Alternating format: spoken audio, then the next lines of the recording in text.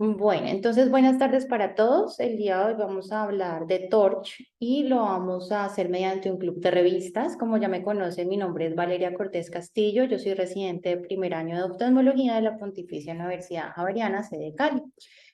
El contenido que les propongo es el siguiente. Vamos a hablar un poco primero como de todas las infecciones que hacen parte del espectro del acrónimo TORCH y luego vamos a incorporarlas al club de revistas que les envié previamente. Hablemos de generalidades. Entonces, las infecciones congénitas de transmisión materna van a causar daño ocular por tres mecanismos que están descritos. El primero, que tenga una acción directa. ¿Esto qué quiere decir? Que por un efecto mecánico, este agente infeccioso directamente daña el tejido ocular. Dos, que tengamos un efecto teratogénico mediante las malformaciones que éstas se pueden provocar. O tres, que tengamos una reactivación tardía, y esto se va a dar después del nacimiento. Y lo que podemos tener es que tengamos un daño del tejido por acción directa o ya sea por inflamación. Los trastornos perinatales van a tener un amplio espectro, entonces vamos a poder tener desde enfermedades que son silenciosas hasta enfermedades que pueden dañar el tejido como tal y poner en riesgo la vida. Aquí vamos a resumirlas en la Te oye.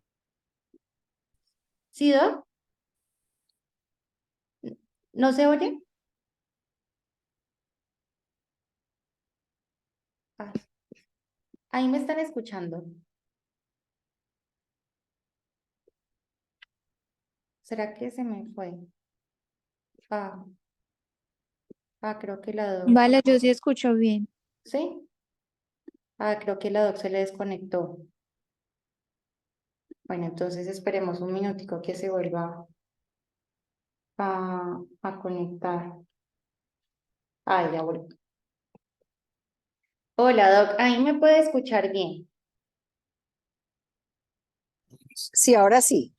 Bueno, perfecto. Entonces les estaba comentando que este espectro de enfermedades los vamos a resumir en la mnemotemia TORCH, donde la T significa toxoplasmosis, la O significa otras enfermedades como la sífilis o el VIH o el Zika, por ejemplo, la R va a ser de rubeola, la C de citomegalovirus y la H va a ser del virus del herpes simple. Empecemos entonces con la toxoplasmosis. Esta es una enfermedad dada pues, por un parásito denominado Toxoplasma gondii, que es un parásito intracelular obligado. Esto la puede causar tanto en humanos como en animales, y cuando infecta a adultos inmunocompetentes, el 50% de ellos van a ser completamente asintomáticos y el otro 50% puede presentar signos y síntomas, como cuáles, como fiebre, malestar general, adenopatías dolorosas, un rash maculopapular, entre otras. Y cuando este infecta a personas inmunocomprometidas, entre ellos nos involucramos a los recién nacidos, dado ese estado de inmadurez inmunológico que ellos presentan, podemos tener secuelas devastadoras. Cuando esto es una infección congénita dada por una transmisión pues, vertical como tal, esta causa una gran morbimortalidad en recién nacidos y en niños. Y como una gran proporción de esta va a ser asintomática, tenemos que tener un alto índice de sospecha de esta enfermedad y nos podemos ayudar con algunas herramientas diagnósticas como son las pruebas serológicas. Hablemos del ciclo vital del toxoplasma. Entonces, el huésped definitivo del toxoplasma va a ser el gato de la familia Felidae. Estos van a tener un ciclo que va a ser intestinal y otro que es extraintestinal. Y los huéspedes intermediarios vamos a ser nosotros los humanos, entre otras especies, pero pues vamos a hablar de los humanos. Nosotros solamente vamos a hacer un ciclo extraintestinal. Vamos a tener varias etapas infecciosas, que son los taquizoitos, los bradizoitos y los ooquistes. Los taquizoitos van a ser básicamente un estado de replicación rápida que se va generalmente en la enfermedad aguda. Los bradizoitos van a ser un estado de replicación lenta por medio de una enfermedad latente, por ejemplo, y estos se van a almacenar en cerebro y músculo. Entonces, ¿qué va a pasar? El gato se va a infectar cuando consume animales o agua contaminada con estos bradizoitos, y otra de las etapas van a ser los ooquistes. Cuando se ingiere el gato, él va a hacer un ciclo sexual que va a ser en el intestino y luego los va a expulsar mediante las heces. Estos ooquistes salen no esporulados. Ya en el ambiente se van a esporular y se demoran de 2 a 3 días esporulando, que ya el ooquiste esporulado va a ser el agente infeccioso que nos va a contagiar a nosotros.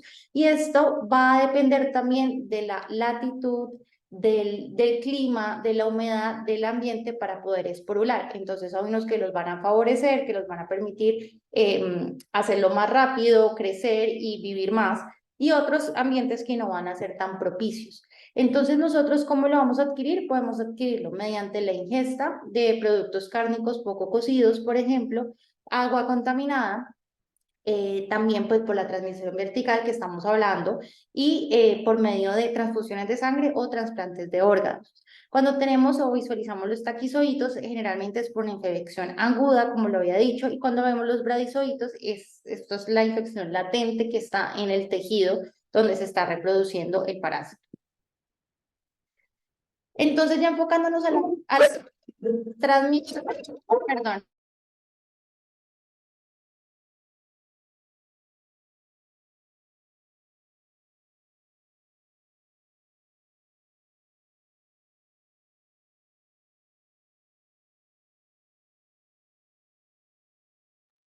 Qué pena con ustedes.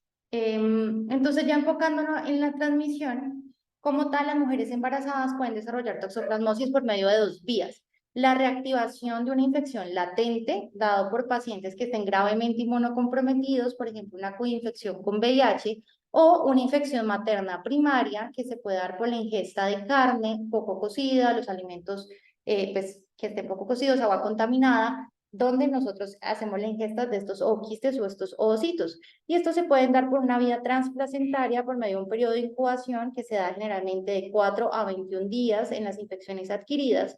O ya cuando tenemos esta infección, lo que les preguntaba en el taller es que va a ser inversamente proporcional al momento en que se adquiere de la gestación. Entonces, ¿esto qué quiere decir? Que a etapas más tempranas de la gestación, las secuelas que va a tener mi recién nacido van a ser peores.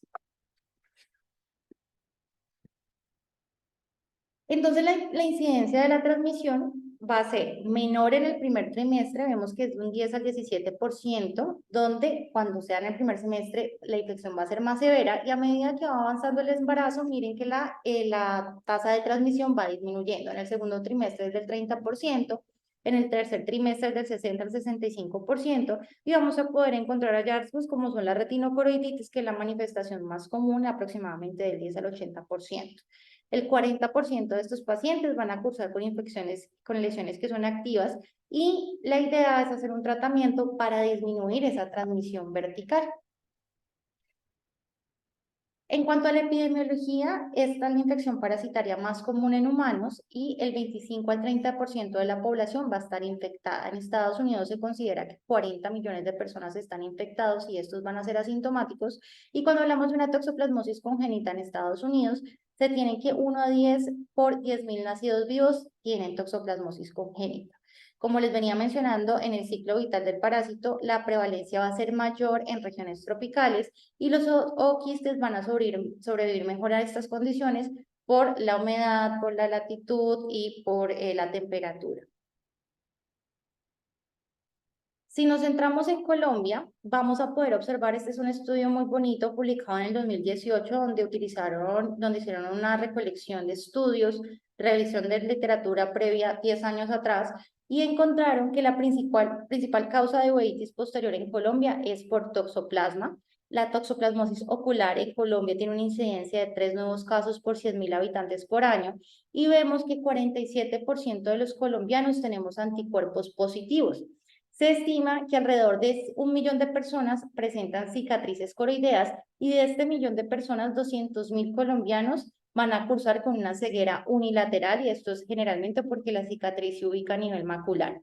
La prevalencia entonces de estas lesiones retinocoroideas van a ser del 6%, y pues ellos también mencionaban en uno de los estudios que hicieron en Cali que vieron que en población infantil había más tasa de toxoplasmosis ocular en mujeres que en hombres. Esto también es otro de los estudios que ellos recolectaron, que hicieron como énfasis, lo mismo que les mencionaba, las condiciones de latitud y las condiciones ambientales influyen bastante en la transmisibilidad de este parásito. Vemos que en este estudio de unos soldados donde vieron la seropositividad a esta enfermedad, Vemos que en la zona selvática tenían 80% de seropositividad versus en la zona urbana que era solo de 45% y asimismo se comportaban las lesiones retinocoroideas. Ya en otro de los estudios también que hacían énfasis ellos, era de uno donde estaban viendo la epidemiología de la toxoplasmosis en Colombia con 310 niños y ellos vieron que de estos 310 niños equivalían a el 58.7% de ellos tenían uveitis posterior y el 58.4% de esas uveitis posteriores eran infecciosas y la causa principal de esa uveitis posterior infecciosa era toxoplasmosis con un 76.8%. Entonces esto es bastante relevante para nosotros porque es una enfermedad muy frecuente donde tenemos que tener alta tasa de sospecha.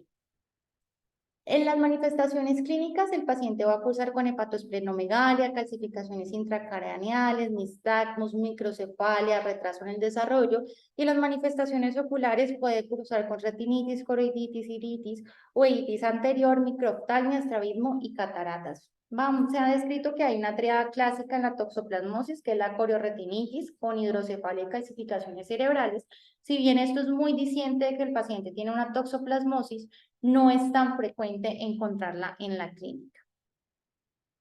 Las manifestaciones oculares las vamos a ver mediante una lesión donde se va a ver una retina que está engrosada, color crema y va a tener una vitritis suprayacente.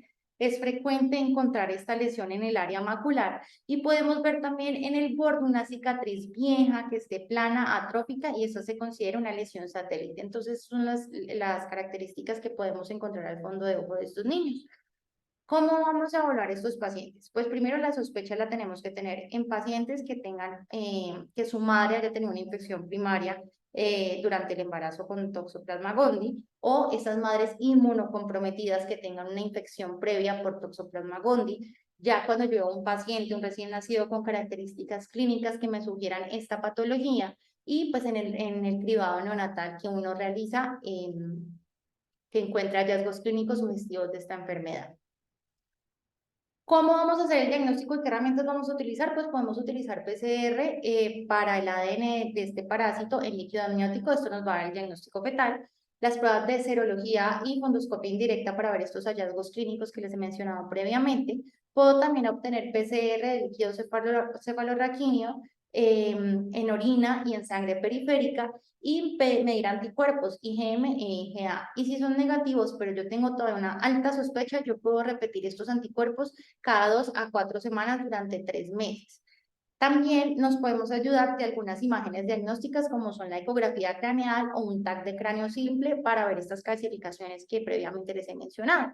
Como criterios diagnósticos tenemos un conjunto de tanto laboratorios como la clínica.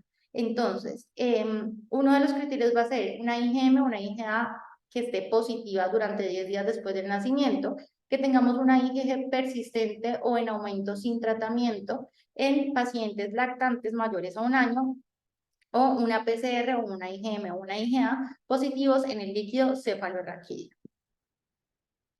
El tratamiento de esta patología lo vamos a hacer con pirimetamina más una sulfonamida, ya sea sulfadiazina o sulfadoxina, más ácido colínico y esto se va a dar durante 1 año. Pero si tengo paciente que tenga una presentación grave, ¿cómo es una presentación grave? Que tenga más de 3 calcificaciones intracraneales o que tenga un signo ocular o anomalías graves al nacer, que es lo que nos compete a nosotros, el tratamiento se va a extender a 2 años. Y la idea es darle espiramicina a la madre para prevenir esa transmisión transplacentaria al bebé. También cuando voy a tratar a estos pacientes en lactantes que sean asintomáticos, pero yo los vea con serología positiva, les voy a dar tratamiento durante 3 meses. También me puedo ayudar de esteroides cuando encuentro proteínas altas en líquido cefalorraquídeo o tengo una corioretinitis grave. Lo ideal es administrar un tratamiento prenatal y como alternativa puedo utilizar inyecciones intravítreas de clindamicina y dexametasona, pues eso se ha descrito en la literatura, y recordar siempre que el seguimiento de estos pacientes es interdisciplinario, entonces tenemos que hacer un seguimiento neurológico, oftalmológico y auditivo por todas las complicaciones que ellos pueden tener. Eso era toxoplasmosis, vamos a seguir al siguiente apartado que es rubeola. La rubeola es el famoso sarampión alemán y se va a manifestar como unas erupciones maculopapulares con linfadenopatías y fiebre. Es muy contagiosa, pero es leve. Sin embargo, cuando sea una infección materna del primer trimestre del embarazo, puede provocar síndrome de malformación fetal, que es el síndrome de rubéola congénita. Este síndrome va a reunir algunas características que van a ser una combinación de alteraciones tanto oculares como otológicas y cardíacas, y también podemos tener otras alteraciones como microcefalia y retraso en el desarrollo. Esta enfermedad disminuyó desde el inicio de la vacunación generalizada a partir de 1960 aproximadamente y sigue siendo una causa de morbimortalidad en países que están menos desarrollados. La rubéola congénita se va a dar por un virus de ARN de cadena positiva, que es el rubivirus de la familia Togaviridae. En humanos es la única fuente de infección y nos vamos a contagiar mediante contacto directo o gotitas de secreciones nasofaringeas. Cuando tenemos una infección por rubéola, a nivel prenatal puede causar aborto espontáneo, muerte fetal y el síndrome de rubéola congénito que estamos hablando. Este es un problema de salud pública mundial, se ha reportado 100.000 casos notificados anualmente en el mundo, pero pues a raíz de la vacunación, como les comentaba previamente, desde 1969 ha venido disminuyendo su incidencia y de Estados Unidos, por ejemplo, se eliminó a partir de 2004. A partir de esa fecha solo se han encontrado 10 casos, los cuales la mayoría son importados. Y si hablamos de Colombia, en el 2005, el 2006, a partir de que se hizo esa campaña de vacunación de la triple viral, se ha disminuido mucho su incidencia y ya en el 2018 tuvimos certificado como país libre de sarampión, rubéola y síndrome de rubéola congénita. Y en el 2021 se hizo la reverificación de lo mismo, o sea que en nuestro país es poco frecuente que se dé esta enfermedad. Los pacientes van a tener una transmisión en distribución en U. ¿Eso qué quiere decir? Que va a ser más transmisible en las primeras semanas y en las últimas semanas de gestación. Sin embargo, al igual que la toxoplasmosis, las secuelas y las manifestaciones clínicas de estos pacientes van a ser peores o más severas cuando la infección fue adquirida al inicio del embarazo, como lo podemos ver en estas estadísticas. Cuando tenemos menos de 12 semanas que se transfiere, el 85% de estos pacientes pueden tener efectos congénitos, pero a medida que vamos dando la gestación, 13 a 16 semanas, vemos que los defectos congénitos son del 50% y ya a más de 16 semanas se reduce un 25%. Estos pacientes pueden tener anomalías cardíacas, una deficiencia auditiva y neurosensorial, oculares, vamos a tener las cataratas, la retinopatía pigmentaria, microoftalmo, corioretinitis. En la parte neurológica podemos tener microcefalia, calcificaciones cerebrales, entre otros, alteraciones hematológicas. Podemos ver que estos pacientes pueden desarrollar diabetes mellitus y enfermedad tiroidea, bajo peso al nacer, neumonitis intersticial y hepatoesplenomegalia. Haciendo un poco más de énfasis en estas alteraciones oculares, vemos que ellos pueden presentar una retinopatía en sal y pimienta, que va a ser un hallazgo muy común, donde vamos a ver una atrofia de imigración de este EPR con un patrón moteado e hipopigmentado. Y esto también lo tenemos que hacer, si vemos esto, tenemos que hacer diagnóstico diferencial también con sífilis. Estos pacientes pueden desarrollar también catarata nuclear, que lo describían como una catarata nuclear que flota en una corteza que está como liqueficada. Puede presentar también microftalmia y es raro, pero también pueden darse casos de glaucoma. En la evaluación de estos pacientes vamos a hacer un cribado materno, entonces a estas mamitas les tenemos que hacer títulos al principio del embarazo, IgM e IgG.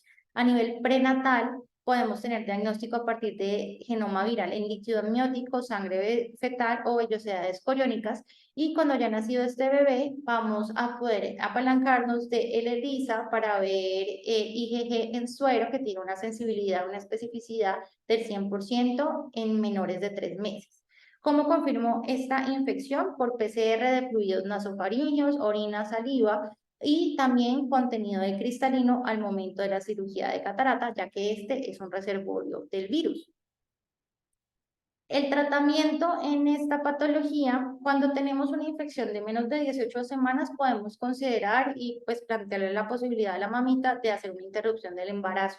Cuando ya tenemos más de 18 semanas, pues lo que se plantea es realizar un seguimiento ecográfico y hay estudios que muestran que la aplicación de inmunoglobulina puede ayudar a que haya menos eliminación viral y haya, por lo tanto, menos transmisión fetal. Pero faltan más estudios para poder corroborar esta información. Realmente no existe cura y la idea de que conozcamos esto es que lo podamos prevenir. Ya para las patologías oftalmológicas de estos bebés, se ha descrito la lensectomía para cataratas, que es una extracción de catarata vía pars plana, pero realmente no se recomienda mucho, ya que esta vía pues, va a requerir también de vitrectomía anterior y puede, en cirujanos que no estén experimentados en hacerlo, puede brindar mayor complicación. Después de la cirugía de catarata, en estos pacientes que tienen rubéola congénita, vamos a ver que tienen gran inflamación posoperatoria y lo que tenemos que hacer es evitar que se formen membranas. Entonces vamos a poder ayudarnos de esteroides y midriáticos para evitar la formación de las mismas.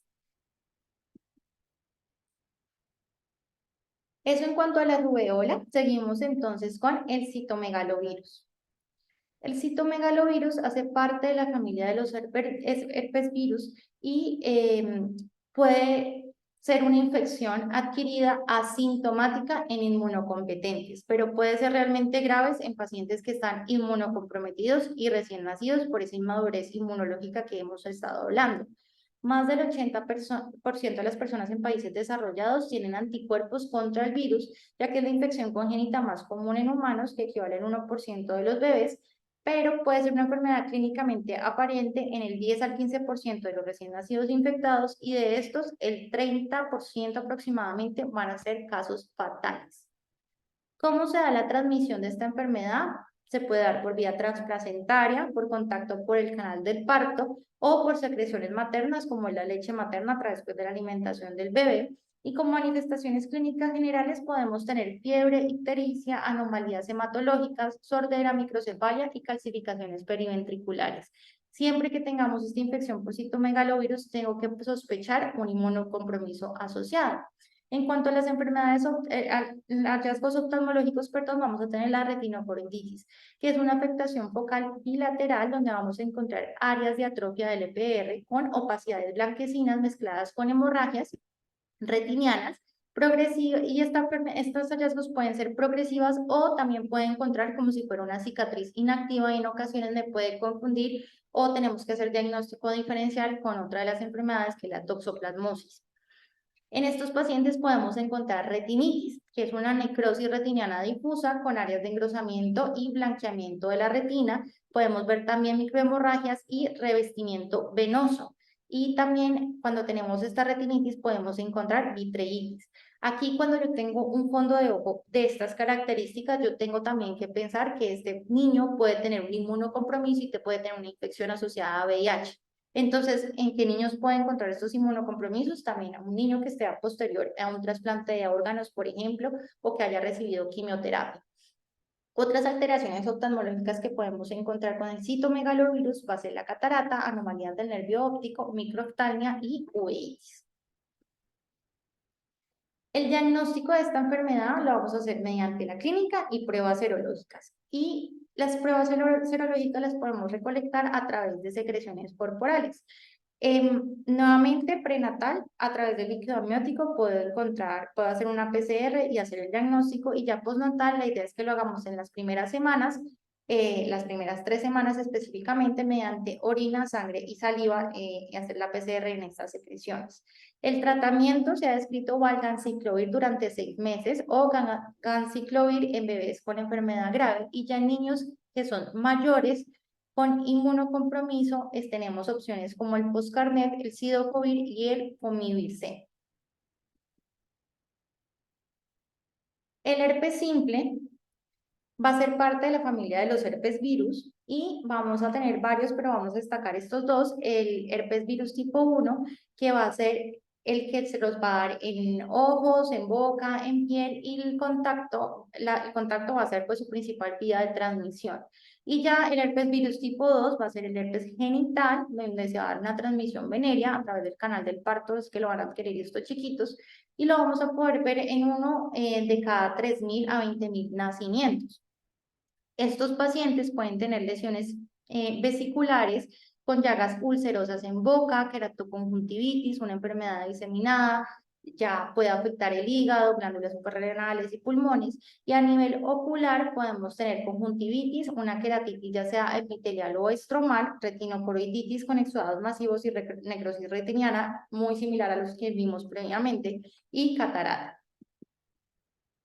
El tratamiento lo vamos a hacer con aciclovir sistémico. Recordar que estos pacientes siempre van a tener ese riesgo de reactivación y cuando tenemos una enfermedad diseminada por herpes virus tenemos una mortalidad significativa.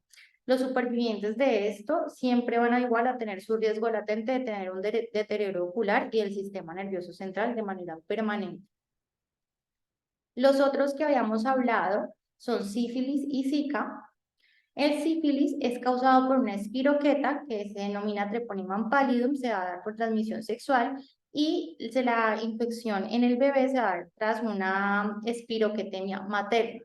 Cuanto más tiempo lleve la madre con sífilis, menor va a ser el riesgo de transmitir la enfermedad a su hijo.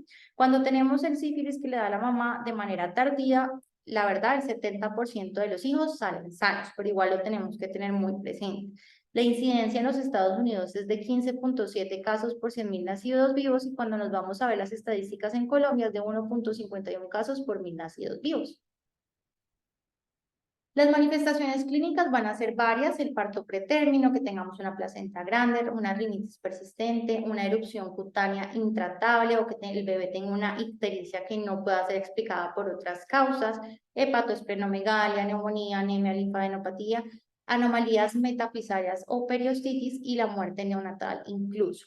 Aquí se describe la famosa tríada de Hutchinson, que van a ser esta queratitis intersticial bilateral, anomalías dentales, que son los dientes de Hutchinson, que son esos dientes que son bastante separados y astillados, y sordera, que es por afectación del octavo nervio craneal.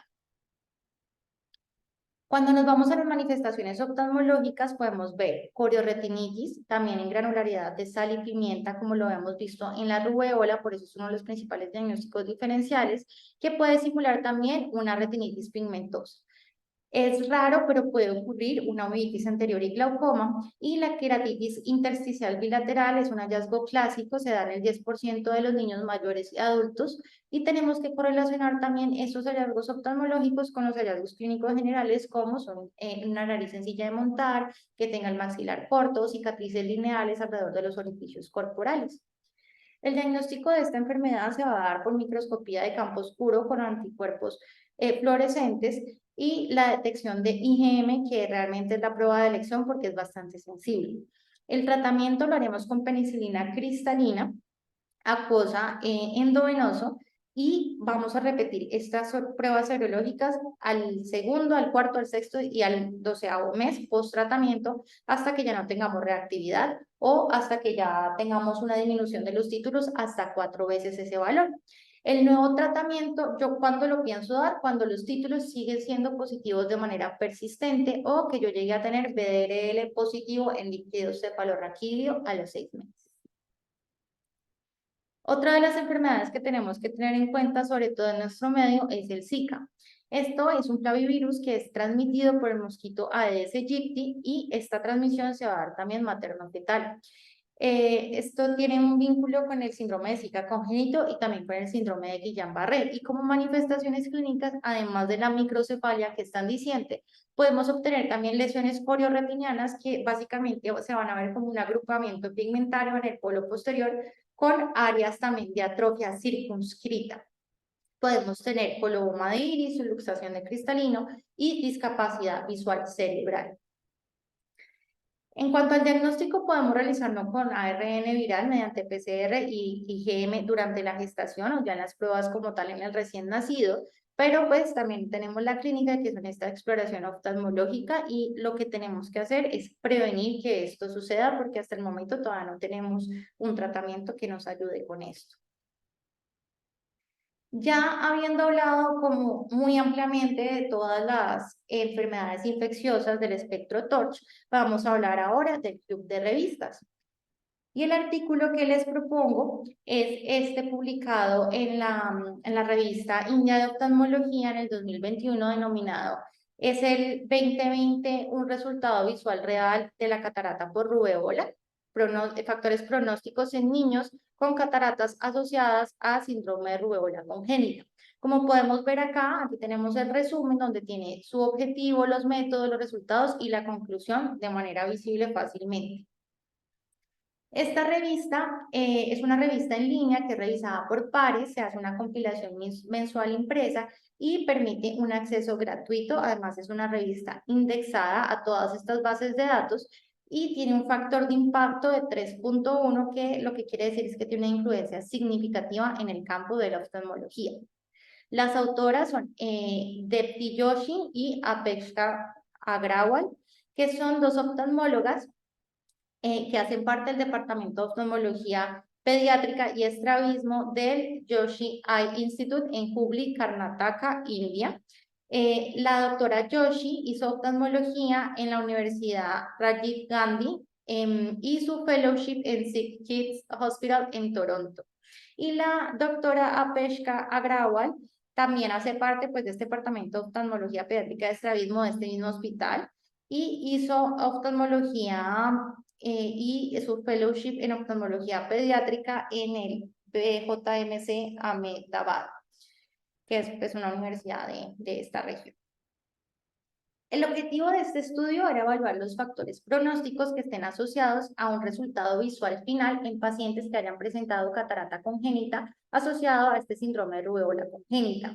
El diseño fue un análisis intervencionista prospectivo que es muy común en ensayos clínicos donde se evalúan las características sistémicas y oculares preoperatorias. Lo que ellos hicieron fue aquí hacer una intervención y ver los resultados de esa intervención haciendo seguimiento a largo plazo.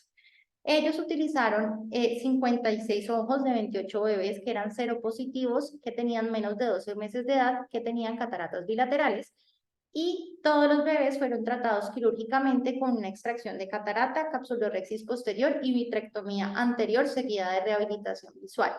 A los niños que les pusieron lente intraocular se lo hicieron cuando ya tenían 2 años de edad y los datos se recopilaron hasta que los niños alcanzaron 5 años de edad. Los datos cualitativos pues los midieron mediante la prueba de chi cuadrada. Los Una autores... cosita, Valeria, esos números lo que le indican a uno y ellos lo dicen al final es que no tienen vacunación contra rubiola, ¿no? Son Así los es. números que teníamos nosotros cuando no había Antes, vacunación contra rubiola acá en Colombia. Es exactamente cuando yo hice la residencia, así eran, muy por el estilo. O así es, sea, poder recolectar 28 bebés consecutivos y 56 ojos es tener una incidencia altísima exacto. de cataratas por rubiola. Ajá, ellos lo mencionan ahí al principio que es como una epidemia no descrita porque en estos países, pues que ellos lo describen como en vías de desarrollo, todavía no tienen esa amplitud en la cobertura de vacunación. Sí. Ya vemos por qué Colombia ha ido saliendo de las listas de países subdesarrollados y ya no tenemos apoyo Sí, para ninguna fundación de las ONG mundiales porque no nos consideran país exacto, subdesarrollado. Sí, totalmente, ¿no? Y que nos reverificamos en el 2021 y pues realmente sí es un avance importantísimo. claro, Bueno, sigue entonces... pues. Continuando, los autores nos hacen como una contextualización del síndrome de rubeola congénita, que cuando se da en el primer trimestre del embarazo, cuando se infecta a la mamá por rubeola en el primer trimestre del embarazo, tenemos muchísimo riesgo de presentar un síndrome de rubeola congénita. Esta va a afectar a 100.000 casos cada año en todo el mundo y en la India del 10 al 30% de las mujeres adolescentes y el 30% de las mujeres en edad reproductiva son susceptibles a la infección por rubeola. Ellos lo mencionan, como decía la doctora, es una epidemia no diagnosticada en países en vías de desarrollo como India y esto se debe a la escasa cobertura pues, en la vacunación que tienen. El síndrome de rubeola congénita siempre tiene manifestaciones oculares y entre ellas tenemos las cataratas que pueden ser uni o bilaterales y también pueden asociarse a otras bastantes anomalías sistémicas u oculares que pueden afectar el resultado visual final después de una cirugía de catarata. Esto ya había sido estudiado previamente, pero ellos lo que habían estudiado era características oculares y sistémicas que estén asociadas al síndrome de rubeola congénito, pero no vieron el pronóstico que esto podía tener a largo plazo en esta calidad visual de los niños. Entonces, ellos lo que hicieron fue evaluar estos resultados visuales y determinar las características oculares y sistémicas preoperatorias que pueden contribuir a un pronóstico visual después de la cirugía de catarata. Esto lo hacen con el fin de proporcionar información adicional a los cirujanos tratantes para ayudar un mejor asesoramiento a esos padres y planificarse de una manera más adecuada. Hablando de la metodología, como les venía diciendo, fue un estudio intervencionista prospectivo donde vieron las características sistémicas y oculares de 56 ojos de 28 bebés seropositivos de menos de 12 años que tenían cataratas bilaterales en un centro terciario de atención oftalmológico al sur de la India. Esto fue aprobado por el Comité de Ética y pues tenían obviamente consentimiento informado por los padres. Aquí se valoraron si la mamá del paciente tenía tuvo fiebre materna, una erupción el primer mes de gestación y también la seropositividad, donde encontraron 16 madres seropositivas y también vieron la seropositividad en estos bebés mediante una ELISA midiendo el IgM y la IgG. Ellos también valoraron el segmento anterior y posterior y se hizo una valoración pediátrica integral donde se hizo una revisión sistémica. Entonces se pidió resonancia magnética, ecocardiografía y potenciales auditivos evocados. Como criterios de exclusión, los autores descartaron los pacientes que tenían catarata unilateral, que no cumplieron con el seguimiento o que no utilizaron los anteojos para afáquicos o tratamiento de ambliopía en caso pues, de que lo necesitaran. Ellos le hicieron la cirugía a todos los bebés, la misma cirugía, extracción de catarata, más capsuloresis posterior, más vitrectomía anterior, a los que le pusieron el lente intraocular para los 24 a 48 meses de edad del niño, y estos ojos que tenían microoftalmos y microcórneas, se le implantó un lente personalizado, como lo podemos ver en esta fotografía, en el literal A podemos observar es un niño afáquico después de la cirugía, y ya en el literal B se le ha insertado un lente que fue personalizado directamente para ese paciente. Todas las cirugías fueron realizadas exactamente por el mismo grupo y se hizo un seguimiento semanal hasta las 6 semanas, mensual hasta los 6 meses y cada 3 meses hasta los 2 años y luego continuaron cada 6 meses hasta que el niño cumplió 5 años de edad. Las mediciones que se realizaron fue la agudeza visual para los diferentes tests dependiendo de la edad del niño, el examen de la lámpara de hendidura, la presión intraocular y se vio también el fondo de ojo. Los niños que necesitaban corrección refractiva, a todos pues se le hicieron y los niños que no lograron una mejor agudeza visual ya con la corrección, se les sirvió la terapia de oclusión. Para el análisis estadístico utilizaron métodos paramétricos y no paramétricos. Los datos continuos se les sacaron la media y la desviación estándar. Para los datos categóricos utilizaron la frecuencia y proporciones. Y los datos cualitativos, como lo había mencionado antes, se utilizó chi cuadrado. Se consideró que era una P estadísticamente significativa cuando tenía un valor menor a 0.05. Y ya hablando de los resultados, los dividieron en tres. El primero, la población a estudio. Teníamos 42.9% eran hombres y 57.1% eran mujeres, de los cuales 17.9% eran menores de 3 meses, 42.9% de 4 a 6 meses, 32.1% de 7 a 9 meses y solo 7.1% de los pacientes eran mayores de 9 meses. La mediana de la cirugía fue de 5 meses. Entonces, los autores que hicieron fue dividir a esta población en 3 grupos de acuerdo a la agudeza visual que se ganó al final, es decir, a los 5 años de edad. El grupo 1 era la que mejor agudeza visual tenía, que era 20-60 o mejor. El grupo 2 era una agudeza visual intermedia, que era entre 20-80 y 20-200. Y el grupo 3 era aquel que tenía una agudeza visual peor de 20-200. Aquí podemos observar que en el grupo 1 encontraron 25 ojos que equivalían al 44.64%, en el grupo 2 19 ojos que equivalen a un 33.92% y en el grupo 3 12 ojos que equivalen a un 21.42%. O sea que a grandes rasgos, sin ver todavía las asociaciones, podemos decir que casi la mitad de los ojos alcanzaban una agudeza visual de 20-60 o mejor. Entonces, esto pues ya nos va dando datos de lo que vamos a encontrar al final del estudio. Ellos también, como lo mencionaba, entonces hicieron una correlación de las características de estos niños preoperatorios a ver cómo incidía esto en la agudeza visual. La primera fue la morfología de la catarata. Ellos encontraron que la catarata más común era la catarata total, seguida de una catarata zonular y luego la catarata membranosa.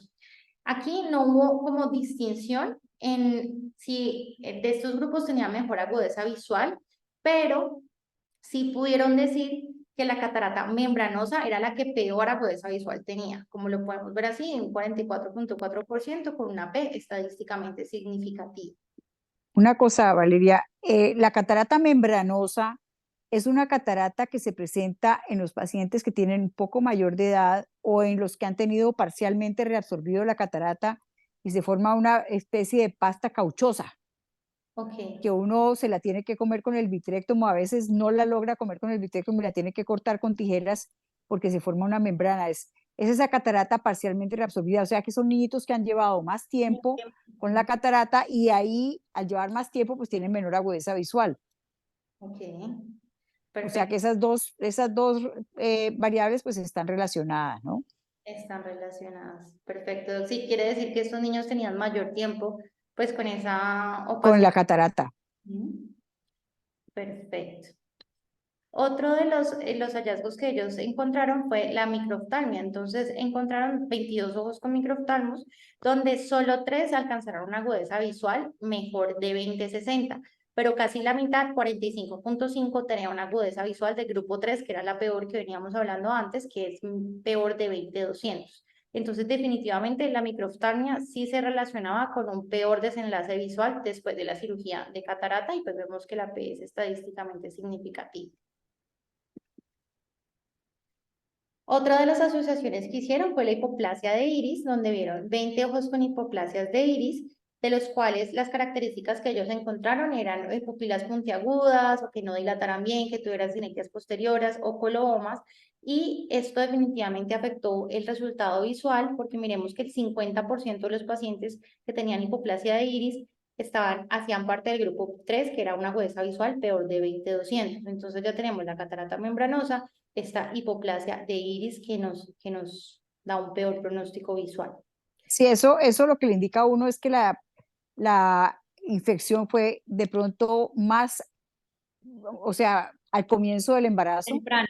por eso más temprana, entonces el iris por eso no se pudo desarrollar y fue más intensa. Ujú. Entonces, pues a mayor intensidad de la infección, peor es el pronóstico, influye en el pronóstico visual y funcional. Así es.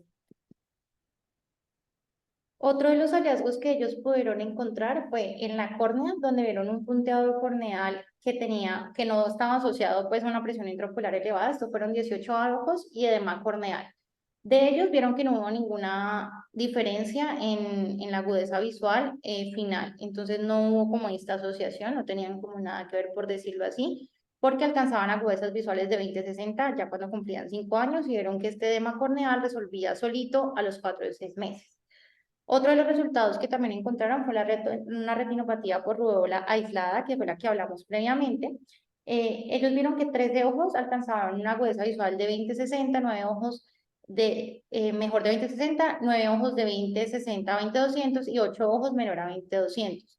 Entonces, lo que ellos infirieron es que no hubo una asociación significativa en una corioretinitis sola con la agudeza visual final, pero sí vieron que cuando asociaban esta corioretinitis con una atrofia óptica, que lo encontraron en 6 ojos, ya sea una atrofia óptica parcial o total, sí vieron que definitivamente tiene una asociación negativa para la agudeza visual final, pues con una P estadísticamente significativa.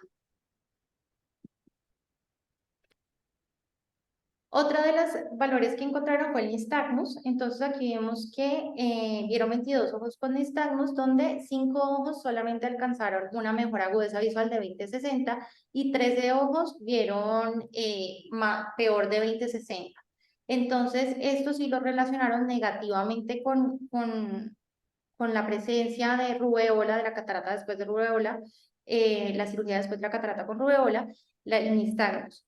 También O sea, encontramos. tú tienes, perdóname, tú tienes un niñito que ya tiene nistagmus, ya sabes que la función visual va a estar muy deteriorada porque la función macular va a estar prácticamente sin desarrollarse, o sea, se demoró en desarrollarse y no se va a desarrollar normalmente. Entonces, eso pasa con las cataratas congénitas por rubiola, por las autosómicas dominantes, las traumáticas, las que sean que le den al paciente inicialmente o cualquier problema que ustedes vean en un niño con una malformación de segmento anterior, con un glaucoma congénito, con una catarata congénita, que ya desarrolle nistagmus, quiere decir que la posibilidad de tener buena visión se disminuye muchísimo. Solamente en aquellos casos en donde el nistagmus apareció, no lo había y está apareciendo y usted opera el paciente, ya ahí de pronto he visto yo uno o dos pacientes que ya no tienen, uno lo opera como a tiempo y ya no siguen presentando el nistagmus.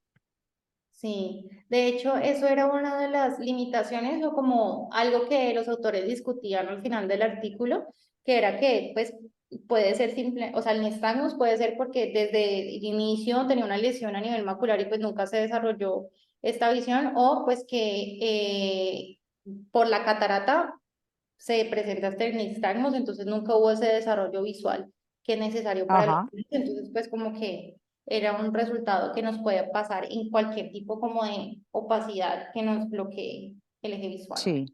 Ujú. Y otra de las cosas que también vieron es que dos ojos tenían glaucoma asociado a microoftalmos, ellos lo operaron, le hicieron trabeculectomía, eso resolvió, y cuatro niños tenían estrabismos y todos se trataron de manera conservadora mediante parche. Y vieron que no hubo una asociación significativa entre el glaucoma y el estrabismo al final, en la agudeza visual final a los 5 años, si se trataban oportunamente. Vieron también las alteraciones neurológicas, entonces ellos describieron microcefalia, retraso psicomotor, hidrocefalia, definitivamente sí tenían una asociación porque vemos que en estos grupos del 100% estaban en la categoría 2 o en la categoría 3 de los mismos, pero cuando tenían estas alteraciones cardiológicas u otológicas no vieron que había una asociación en el resultado de la visión final, entonces el resultado de la anomalía neurológica es lo que sí está asociado. Entonces, ellos empezaron a hacer esta discusión con los resultados que obtuvieron. Vieron que pues, los defectos congénitos relacionados al síndrome de rubéola congénita, el 90% ocurre cuando la infección se da antes de las 10 semanas de embarazo, perdón, y esto va a afectar a casi todas las estructuras oculares, ya sea en combinación con otras alteraciones sistémicas. ¿Qué va a pasar? Que el virus va a ingresar al cristalino antes de que se desarrolle la cápsula, que usualmente funcionaría como un método de barrera y de protección. Entonces genera una catarata nuclear, que es la morfología más común. Pero postnatalmente, como este cristalino es un reservorio del virus, esta progresa hasta volverse una catarata total, que coincide con los resultados del estudio, donde la catarata total fue la más común debido a que a que el máximo de los pacientes tenía más de 4 meses de edad. En cuanto a los resultados visuales, vieron que eran mejores en la catarata sonular y ellos dicen que podría ser porque en este tipo de catarata tenemos un área periférica que sigue actuando como una fuente de estimulación visual, entonces por eso pueden relacionar estos hallazgos donde los mejores resultados fueron con esta catarata sonular. En las cataratas celulares, inclusive muchas veces se puede, digamos, prorrogar un poquito el periodo de cirugía porque hay algunas que presentan con una visión no muy baja y luego van empeorando y algunas llegan así hasta periodos como adultos. Yo recuerdo un ginecólogo que tenía en su residencia cataratas zonulares bilaterales. Las zonulares no solamente se presentan en rubiolas, sino que se pueden presentar congénitas sin ninguna otra etiología y, digamos, infecciosa. Y esas cataratas pueden llegar al paciente hasta su edad adulta sin necesidad de cirugía y ya después se le hace su cirugía. Había, como les digo, un ginecólogo que en residencia la tenía, se le vio y luego se operó ya casi cuarentón, Y no tuvo ninguna alteración visual ni nada. ninguna alteración ni nada. Maravilloso. O sea, con las cataratas zonulares, porque es que el núcleo está claro y es Ya. solamente como una capita de cebolla que incluye el núcleo que está transparente, que está un poco opaca, y si esa se hace muy opaca y uno ya no puede hacer refracción por ahí, pues ya no puede ver, pero muchas permiten refracción por ahí. Ah, no, súper, maravilloso. Sí, entonces eso concuerda mucho pues con estos resultados que les dio a ellos, Ajá, precisamente por esa, porque no se obstruía completamente el eje visual. Entonces el desenlace sí. visual era mejor. Bueno, entonces ellos también vieron la asociación de microoftalmos y la apoplasia del iris que iba, cuando están en la síndrome de Revuela congénita, están en el 60 al 90%. Y lo que va a pasar aquí es que, como ya veníamos hablando, el virus lo que hace es que haya un retraso en la maduración y la replicación de las células. Esto va a afectar a la maduración de las células a nivel del iris y va a causar necrosis del epitelio pigmentario de este iris, haciendo que hayan estas hipoplasias y pupilas que son más rígidas. Entonces, cuando teníamos estos microoftalmos con anomalías de iris, vieron que se afectaba negativamente, negativamente la agudeza visual y con el tiempo podían desarrollar glaucoma. Y esto lo decían también porque la patogénesis de síndrome de rubéola congénito lo que va a hacer es que haya un desarrollo incompleto. Y otra de las limitaciones que dijeron es que puede ser que no se limite únicamente esta falta de maduración al ojito, sino que pueden haber redes neuronales o la vía visual que tampoco se haya desarrollado bien. Entonces, no solamente es por la hipoplasia del microoftalmo, sino que también pueden haber otras razones de fondo, como alteraciones en las redes neuronales y en la vía visual. Entonces, decían que esto es un tema que se podía estudiar más adelante, a ver si tenía mayor relación con esto. En cuanto a la alteración corneal, ellos vieron pues cuando está en la síndrome de rubéola congénito va a haber una infiltración del virus al endotelio y vamos a ver que puede existir una ausencia de la DSM y puede haber keratitis intersticial profunda, una inflamación estromal y vamos a encontrar que algunas células endoteliales van a estar alteradas y también que van a estar focalmente ausentes. Lo que encontraron en el estudio básicamente fue edema corneal y moteado fino sin una presión intraocular elevada y no hubo ninguna alteración a nivel del resultado visual. Pero pues ellos creen que cuando se presenta un síndrome de rubéola congénito, puede ser que el edema corneal sea más secundario a que sea por un glaucoma secundario, a que como tal la cirugía o el tema de toda esta fisiopatología de la rubéola. Otra cosita, Valeria, que quería decirles cuando hablaste de lo del iris, es Ajá, que la cirugía de catarata congénita por rubeola es muy difícil. Es muy difícil porque la pupila no dilata o claro. el iris es un iris hipoplásico que se mete en la pieza de mano del vitrectomo. Claro. Entonces no te deja funcionar bien, no dilata bien, nunca vas a poder tener bien buena dilatación y eso hace que también el pronóstico de esas cataratas con ese iris así sea más malo. Exacto. No, no es solamente el iris, sino o sea, el iris le produce a uno una dificultad en la cirugía y esa dificultad en la cirugía se ve en un mal resultado después quirúrgico. Ujú. Tiene uno mucho más daño endotelial, puede tener uno La mucho más supranación, trauma, sí, mucho más trauma, puede haber después más inflamación así es. porque se le quedan a uno más restos corticales que no puede aspirar bien porque no ve bien.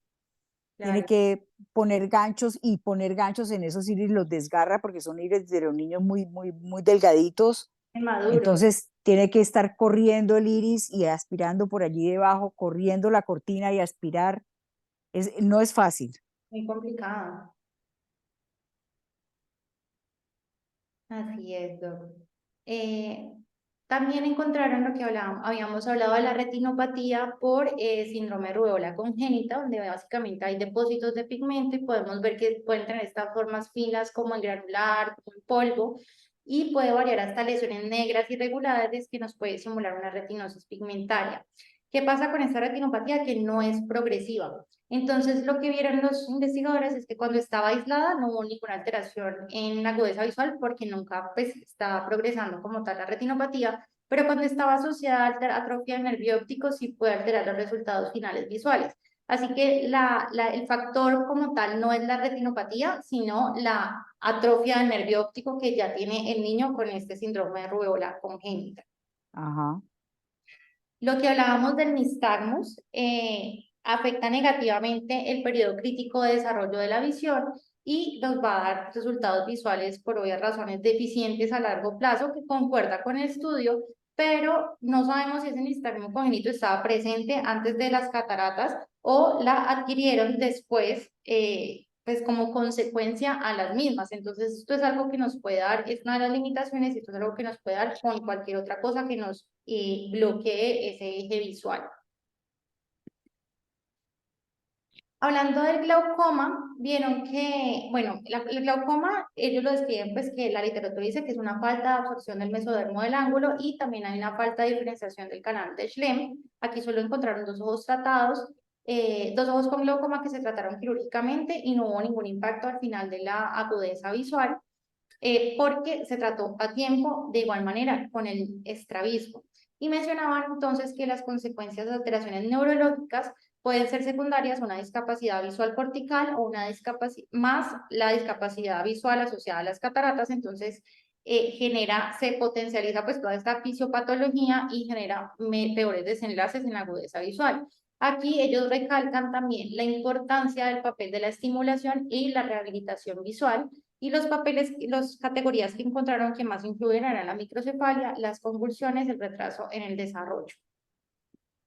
En cuanto al glaucoma y la rubiola, es más frecuente encontrarlo, no al recién nacido, estos eran pacientes todos menores de 12 meses, Ujú. pero en el largo plazo. Ok, En el largo plazo, porque si el niño tiene, si tuvo la catarata congénita, si tuvo mucha inflamación, si tiene además microcórnea, esto hace que las posibilidades de desarrollar un glaucoma a largo plazo sean mayores. Estos niñitos hay que seguirlos a largo plazo porque sí desarrollan glaucoma posteriormente. ok, perfecto. Pues que eso no lo trata este estudio, porque este estudio es solo de lo que pasa en recién nacidos. Sí, pero ellos sí mencionan como, pues chévere como hacer la acotación, porque ellos mencionaban que no era tan, como tan frecuente, no se enfocaban tanto en el glaucoma, pero realmente es por eso, porque O son... sea, si usted tiene un niñito que le diagnosticaron o lo operaron o usted lo opera de catarata congénita por rubiola, sigue a largo plazo, lo que tiene que estar pendiente es que no desarrolle glaucoma. Y como tienen la queratitis intersticial por la rubiola, entonces usted se puede equivocar un poquito, entonces tiene que seguirlo con longitudes axiales Ah, ok, y refracción. perfecto, ok, perfecto. Otros resultados pues, que los autores encontraron fue dos ojos con glaucoma fáquico, cuatro opacidades capsulares posteriores que fueron tratadas quirúrgicamente, 10 ojos con edema corneal, que este se resolvió espontáneamente, y 5 ojos con inflamación de cámara anterior, que pues, se resolvió como tratamiento médico. Ya el balance general que los autores dan es que el 44,5% de los ojos cogieron, o sea, adquirieron una visión mejor de 20/60, que contrasta a los estudios previos donde informaban que solo el 15% de los ojos tenían mejor visión que 20/80. O sea, ellos encontraron como un resultado más alentador y ellos se preguntaban el por qué. Entonces, estos cuatro ítems se resumen a que todo se hizo de manera más temprana. Entonces, vieron que el 60% de los lactantes tenían menos de 6 meses de edad y la cirugía fue con una media de aproximadamente 6,2 meses. Entonces, se intervino rápidamente, que esto es un factor pronóstico importante. El segundo es que como se hizo en un centro terciario de atención oftalmológica, hubo más probabilidad que hubiese derivaciones tempranas por parte de los pediatras y neonatólogos, y además que la bilateralidad de la catarata hacía que fuera más notorio ese defecto visual, por lo tanto los remitían más temprano que los pacientes que tenían catarata unilateral. Entonces, pues decían que la bilateralidad en sí misma era un factor positivo para el resultado visual final, comparado con una catarata monocular, porque se repite antes. El tercero es que los 41 ojos tenían cataratas totales, y pues nuevamente eso hace que sea más notorio y que sea un diagnóstico más temprano, por lo tanto pues se interviene más rápido. Además de que el 32% tenía cataratas zonulares, que como ya habíamos dicho tenían mejor resultado visual, y pues en el centro en el que estaban pues tenían un abordaje multidisciplinario con supraespecialistas que redujo el tiempo de espera y el diagnóstico y como tal la intervención. Entonces todo esto se resume a que se intervino más temprano. Ellos concluyen que los factores de mal pronóstico entonces son morfología de la catarata, el microoftalmos, la hipoplasia del iris, nistagmus y alteraciones del nervio óptico y efectos neurológicos. Lo que es la retinopatía pigmentaria, la córnea edematosa, las alteraciones cardíacas o auditivas tenían como una influencia mínima en estas agudezas visuales, y pues grande, dicen como conclusión que generalmente tenemos esta mentalidad pesimista frente a la intervención de cataratas secundarias en síndrome de rubéola congénito, pues lo que ya hemos hablado, lo difícil que son de intervenir, pero pues ellos mencionan que este estudio recalca y resalta que pues se pueden tener buenos resultados si se procede a hacer un tratamiento bien definido a tiempo, si se interviene rápido y si se hace un seguimiento estricto, además de recalcar la importancia de la rehabilitación visual para lograr mejores resultados de agudeza visual en estos niños. Y esto era lo que les traía el día de hoy. Pero no, muchas gracias Valeria, muy bien presentado el tema.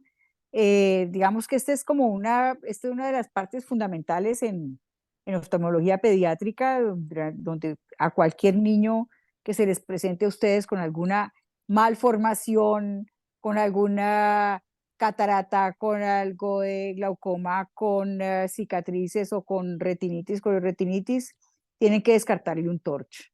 Y eso es una de las lecciones pues, más importantes, ¿no? Que no se les pase eso, porque pues, muchas veces se pasa cuando uno no está en la subespecialidad, no lo pide y ahí está la respuesta.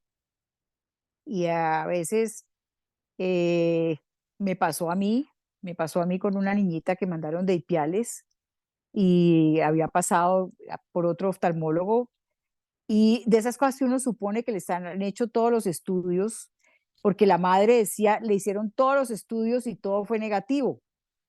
Y entonces uno supone que todos los estudios de Torch son negativos y resulta que es que no le han hecho prácticamente nada y ya empezaba uno a pensar pues en otros síndromes genéticos, en otras cosas genéticas, en otras cosas genéticas en la parte de la afección retinal y resulta que al volver a hacer los exámenes o volvérselos a pedir, sí señor, lo que tenía era una simple y llana toxoplasmosis. Ah, Entonces, pues ahí perdió uno un tiempo, yo le iba a hacer, la niñita era muy difícil de examinar, no dilataba la pupila, le íbamos a hacer un examen bajo anestesia con red cam y la señora no venía y no venía y no venía y no venía otra vez. Y finalmente, ¿qué pasó? No, pues que vino y bueno, ¿y qué pasó? No, es que el doctor allá le repitió los exámenes o le hizo los exámenes y entonces se dio cuenta que era una toxoplasmosis y entonces pues se le empezó a dar tratamiento, pero pues claro, claro. Entonces, no es, o sea, insistir en que le muestren a uno los resultados. No es confiar en que se le hizo todo y ya listo, no. Es ver los resultados de los exámenes, dónde los tiene, muéstremelos. Todos llegan con un cartapacho de cosas y todos son las facturas y no son los exámenes. sí. Sí, Entonces esos folders que que traen, realmente es lo que está pasando y confiar pues, sí. en los hallazgos clínicos que uno ve. Y yo creo que hoy en día en Colombia se está haciendo mucho mejor control prenatal de lo que se hacía cuando nosotros hicimos la residencia, porque es que a todo el mundo le piden una serología, a todo el mundo le piden unos títulos de toxoplasma, la mayoría de las mujeres están vacunadas contra rubiola, no solo al principio de la vida, sino en la adolescencia. Las médicas y la gente que entra a hospitales la vacunan N mil veces contra rubiola. Entonces, ahí quedan el citomegalovirus, que sí se puede presentar en personas que son inmunocompetentes y puede pasar desapercibida. Así es. Y ese produce unos daños terribles, terribles. Los niñitos son bastante afectados. Claro. Y ya el herpes es menos frecuente, pero es más fácil que la persona lo manifieste, ¿no? O diga que tuvo esa infección durante el embarazo, Sí, es un porque poco más pues es eficiente. más evidente, es más Ajá. eh, la sífilis pues se detecta y creo que ahora en Estados Unidos, estaba leyendo que en Estados Unidos hay un incremento grandísimo en la sífilis congénita, Ajá. en la sífilis transmitida por el embarazo y ya salió la vacuna contra el Zika. Ah, maravilloso. Ya la hay en Estados Unidos, no está en distribución, ya la aprobó la, la de FDA, FDA. ajá, la operó, la aprobó y pues va a estar en el mercado próximamente en Estados Unidos y luego acá, y eso sería muy bueno podérsela poner, ¿no? No, claro. Sí, No, sobre todo por todos esos Pues es que es bastante, o sea, sí es bastante teratogénico ese Zika. O sea, sí es Horrible, horrible. horrible es. Horrible y sobre todo que la mamá tiene de pronto un brote al principio del embarazo. Le hacen la primera ecografía y la primera ecografía muestra el cráneo un tamaño normal, creciendo bien el cerebro. Y la segunda o la tercera ecografía ya muestran el cerebro que ¡prum! Se derritió prácticamente y el Horror. cráneo se colapsó. Entonces eso es terrible. Sí. Bueno, no, muy bien, muchas gracias. Bueno, muchas gracias a No, todos. gracias, vale. Que les vaya muy bien. Gracias, doctora. Gracias. Feliz Chao. noche.